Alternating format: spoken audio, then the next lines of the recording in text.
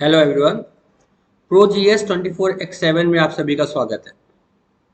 आपके सामने स्क्रीन दिख रही है जिसमें मैप क्लास 1 लिखा हुआ है। आज से हम लोग मैप क्लास की एक सीरीज स्टार्ट करने जा रहे हैं जो सिविल सर्विसेज एस्पिरेंट्स को कंपटीशन में काफ़ी मददगार रहेगी। अगर आप अपनी स्क्रीन पर देखें तो आपको दो पिक्चर्स दिख रहे होंगे। ये पहला पिक्चर ग्लोब कहलाता है और दूसरा पिक्चर मैप कहलाता है। सबसे पहले हमें ये जानना होगा कि ग्लोब और मैप का जो यूजेस है वो अलग अलग है, मगर दोनों ही अर्थ को रिप्रेजेंट करते हैं। When we want to study earth as a whole, तब हम ग्लोब का इस्तेमाल करते हैं। ग्लोब एक तरीके से we can consider globe as the prototype of the earth, as the prototype of the earth। कहने का मतलब क्या है? जैसी शक्ल या जैसा शेप एंड साइज पृथ्वी का है हमारे सोलर सिस्टम में, वैसे ही प्रोटोटाइप हमने बना के तैयार किया है और उस मॉडल को, उस रिप्रेजेंटेशन को हम लोग ग्लोब कहते हैं।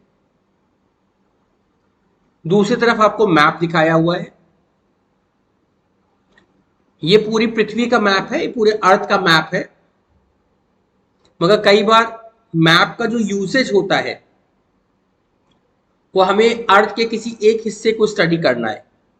Suppose we want to study only a part of the earth. So when we want to study only a part of the earth,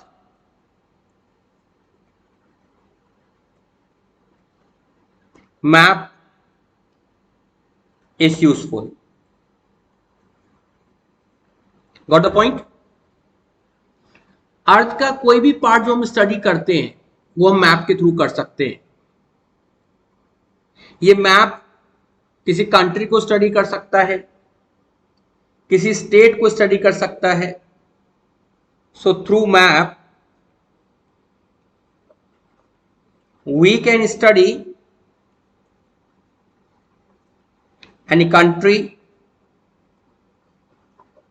Got the point? We can study physical features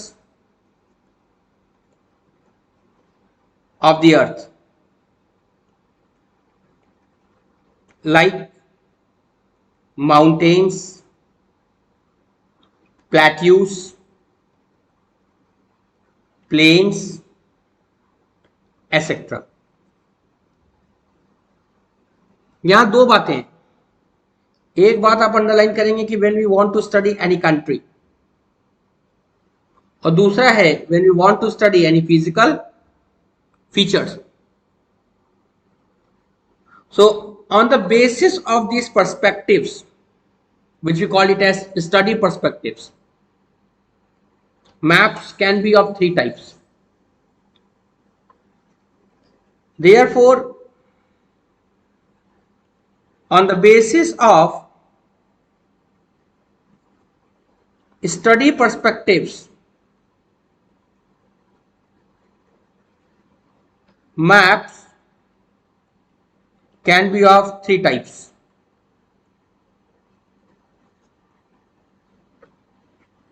Number one, political map,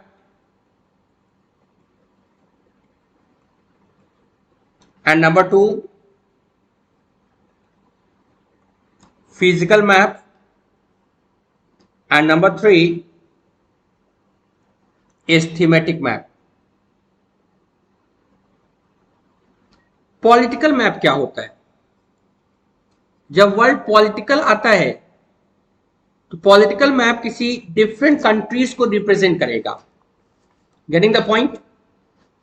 जबकि physical map physical features को represent करेगा।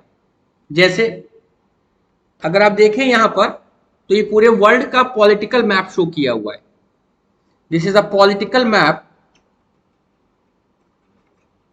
This is the political map of the world.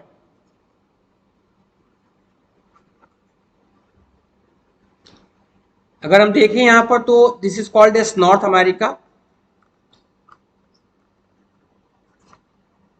This is called as South America, this is called as complete Africa, this is called as Europe, this is called as Asia, and this complete segment is called as Oceania, and this one is called as Antarctic. अगर यहां पर देखें तो this is 1 2 3 4 5 6 and these 7 land masses, जो 7 continental है, 7 land masses दिख रहे हैं आपको, are called as continents, are called as continents. और इनके बीच में ये जो वाटर बॉडी दिख रही है, इस वाटर बॉडी को अटलांटिक ओशन कहते हैं, इस वाटर बॉडी को इंडियन ओशन कहते हैं, इस वाटर बॉडी को सदर्न ओशन कहते हैं,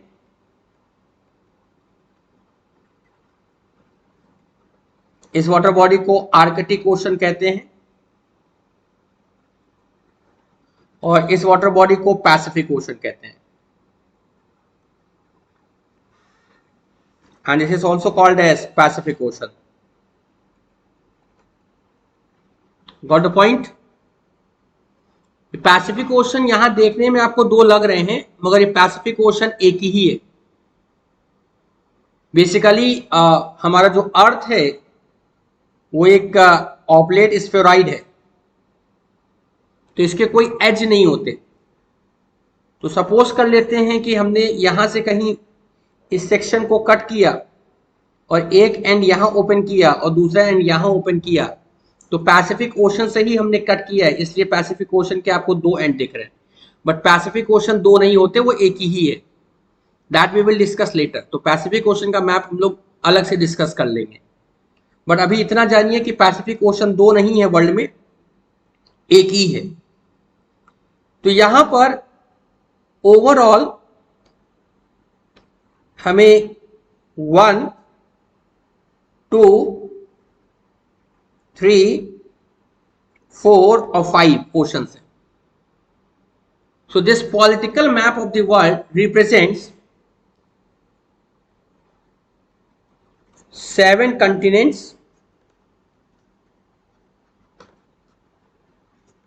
and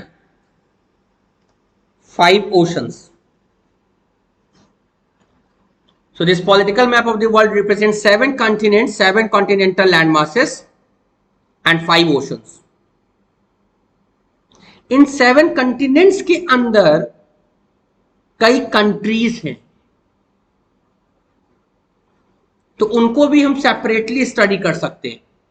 so we can study the map of Brazil, we can study the map of India. हम लोग इंडिया का भी मैप सेपरेटली स्टडी कर सकते हैं। So India as a continental part, वो एशिया का पार्ट है। किसका पार्ट है? मगर हम इंडिया को मैप में सेपरेटली भी स्टडी कर सकते हैं। So this is called as political map. तो अगर हम आपसे पूछें कि what does the political map represents, तो आप कहेंगे कि political map represents political map represents different countries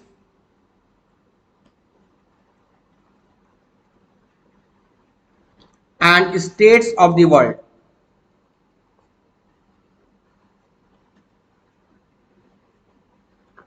with their boundaries, उनकी बाउंड्रीज डिफाइंड होगी और वो बाउंड्रीज हम लोगों ने डिफाइन करी है with their boundaries, also called political frontiers, उन्हीं को कहते हैं political frontiers, that is called as political frontiers. तो आप देखेंगे कि यहां पर आपको जैसे ये एक फ्रंटियर दिख रहा है अल्जीरिया का, ये दूसरा फ्रंटियर दिख रहा है माली का. So these are called as political frontiers. जैसे यहां पर आप देखेंगे यूराल माउंटेन है, वो नेचुरल फ्रंटियर है. कैसा फ्रंटियर है? नेचुरल फ्रंटियर है. Got the point? So the boundaries are well defined in the political map, और उन पॉलिटिकल बाउंड्रीज को हम लोग पॉलिटिकल फ्रंटियर्स के नाम से भी जानते हैं. इसके बाद दूसरा मैप फिजिकल मैप होता है. अगर आप फिजिकल मैप देखें, ये जो मैप हमने आपको शो किया हुआ है, ये physical map of the world है. This is the physical map of the world. ये जो फिजिकल मैप है, इसमें आपको डिफरेंट कलर्स दिख रहे होंगे, like green colour, like brown colour. ये जो डिफरेंट कलर्स हैं, बेसिकली होता क्या है कि जो फिजिकल मैप है वो रिलीफ फीचर्स को रिप्रेजेंट करता है. जैसे माउंटेन्स, प्लेट्यू, प्लेन्स. अब इनकी एल्टीट्यूड, इनका हाइट तो हम रिप्रेजेंट कर नहीं पाएंगे क्योंकि ये एक पेज है. तो इनका अल्टीट्यूड हम कैसे रिप्रेजेंट करें? तो अल्टीट्यूड रिप्रेजेंट करने के लिए हम लोग डिफरेंट कलर्स का इस्तेमाल करते हैं. ये हम आपको जब फिजिकल मैप पढ़ाएंगे तब हम आपको बताएंगे. तो अगर हम देखें what does the physical map represents, so you will find physical map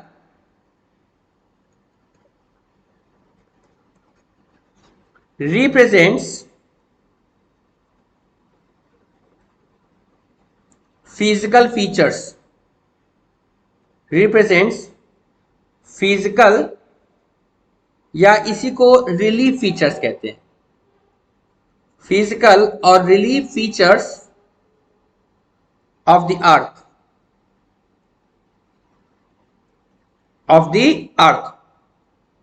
like mountains, plains, plateaus, oceans, rivers, etc. Physical map को हम लोग कई बार रिलीफ मैप के नाम से भी जानते हैं. तो फिजिकल मैप को कई बार रिलीफ मैप भी कहा जाता है. रिलीफ क्या होता है? रिलीफ एलिवेशन को रिप्रेजेंट करता है कि मीन सी लेवल से कितना एलिवेशन है. जैसे मान लीजिए ये मीन सी लेवल है. So if this is a mean sea level, mean sea level एक डेटम लाइन होती है. जिसके ऊपर जाएंगे तो एलिवेशन रिप्रेजेंट करता है, और जिसके नीचे जाएंगे तो डेप्थ रिप्रेजेंट करता है. तो यहां से अगर ऊपर गए तो ये प्लेन है, ये प्लेट्यू है, और ये माउंटेन है. So this is your plain, this is your plateau, and this is your mountains. So ये एलिवेशन रिप्रेजेंट करता है मीन सी लेवल से. यही जो एलिवेशन है इसे रिलीफ कहते हैं. इसीलिए फिजिकल मैप्स को रिलीफ मैप के नाम से भी जाना जाता है. आगे देखें तो एक तीसरा मैप हमने आपको दिखाया है, थीमेटिक मैप. कौन सा मैप? Thematic map. थीमेटिक जो शब्द आया है वो थीम से आया है। अगर यहां पर हम लोग देखें,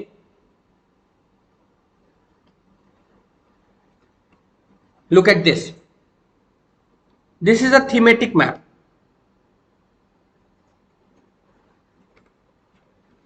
this is a thematic map. Thematic map always focus on some specific information,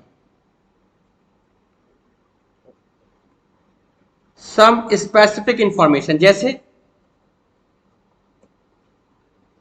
ये जो मैप है ये एक आइसोथर्म मैप है। ये हमें gives information about temperature distribution. ये हमें किसके बारे में जानकारी दे रहा है? Gives information about temperature distribution, जो हम आगे की सीरीज में कवर कर लेंगे। आज पहली क्लास है तो हम आपको केवल एक ओवरव्यू दे रहे हैं कि मैप क्या होते हैं। जैसे हमने आपके लिए एक दूसरा मैप यहां बना के रखा है, इस बनाया क्या है, इसको हमने कॉपी पेस्ट किया है। तो जो दूसरा मैप है ये इंसोलेशन मैप है। इंसोलेशन क्या होता है कि कितना रेडिएशन, सोलर रेडिएशन हमको अर्थ पर मिल रहा है। तो इसमें से ये जो रेड पार्ट है ये शो कर रहा है हाई इंसोलेशन,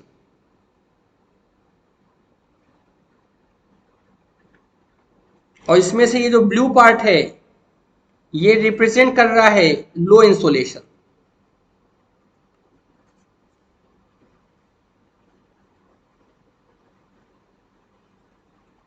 तो जैसे कि हम आगे आपको बताएंगे कि ये लो लैटिट्यूड का जोन है, it's a low latitude zone, और ये हाई लैटिट्यूड जोन है, so it's a high latitude zone. तो इसको देखते ही अब आपको समझ में आ रहा है कि लो लैटिट्यूड्स पर हमें हाई इंसोलेशन मिल रहा है और हाई लैटिट्यूड पर हमें लो इंसोलेशन मिल रहा है। Low latitude high insolation, high latitude low insolation. तो लो लैटिट्यूड पे अगर ज्यादा इंसोलेशन मिल रहा है, ज्यादा सनरेज मिल रही, तो टेम्परेचर हाई होगा। हाई लैटिट्यूड पर लो इंसोलेशन मिल रहा है तो लो सनरेज मिल रही, तो टेम्परेचर लो होगा। तो इसका मतलब है कि लो लैटिट्यूड से हाई लैटिट्यूड की तरफ जाते हुए इंसोलेशन अमाउंट डिक्रीज करता है, और अगर इंसोलेशन का अमाउंट डिक्रीज करेगा तो इसका सीधा मीनिंग है कि टेम्परेचर भी डिक्रीज करेगा। तो आप खुद सोच के बताइए कि टेम्परेचर कहां सबसे कम होंगे, पोल्स पर, हाई लैटिट्यूड पर, या लो लैटिट्यूड पर? डेफिनेटली आपका जवाब होगा पोल्स पर, हाई लैटिट्यूड पर temperature throughout the year कम होंगे, जबकि लो लैटिट्यूड्स पर जहां इक्वेटर है, जहां ट्रॉपिक ऑफ कैंसर है, ट्रॉपिक ऑफ कैप्रिकॉन है, वहां टेम्परेचर क्या होंगे? हाई होंगे। इसीलिए कनाडा जैसे देश, इसीलिए ये रशिया के साइबेरिया जैसे देश ठंडे हैं, अंटार्कटिक ठंडा है, मगर ये साउथ अमेरिका के देश, अफ्रीका के देश, ट्रॉपिकल अफ्रीका के देश, ये ऑस्ट्रेलिया, यहां टेम्परेचर रिलेटिवली हायर है। So this is the utility of the thematic map. तो थीमेटिक मैप कई तरीके के हो सकते हैं, आइसोबेरिक, आइसोथर्म। अगर आप देखें thematic map, thematic map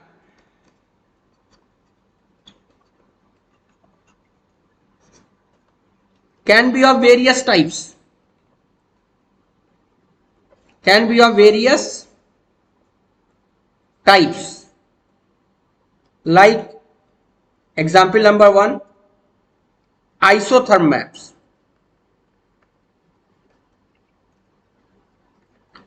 isotherm maps हमें क्या देता है?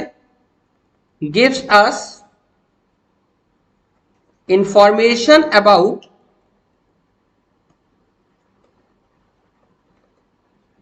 Temperature distribution on earth surface. On example number 2, insolation map.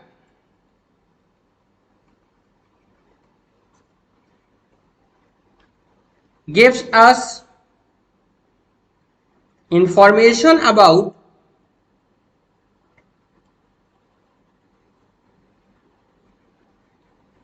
amount of heat received on earth surface. Example number 3,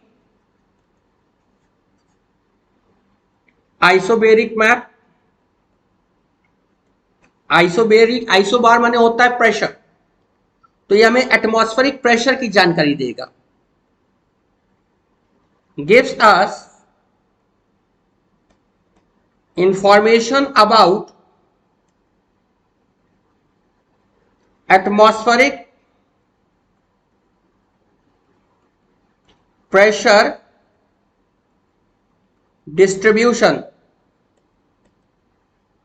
on earth surface.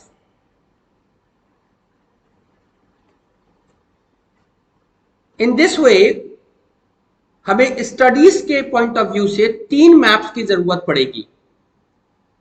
पहला पॉलिटिकल मैप, दूसरा physical map और तीसरा thematic map. तो कल से नेक्स्ट सीरीज में हम लोग पहले पॉलिटिकल मैप्स को कवर करेंगे. पॉलिटिकल मैप्स को क्यों कवर करना है, किस लिए कवर करना है, वो हम लोग अगली क्लास में बताएंगे. तब तक के लिए आप इस क्लास को कवर करिए. थैंक यू एवरीवन, धन्यवाद.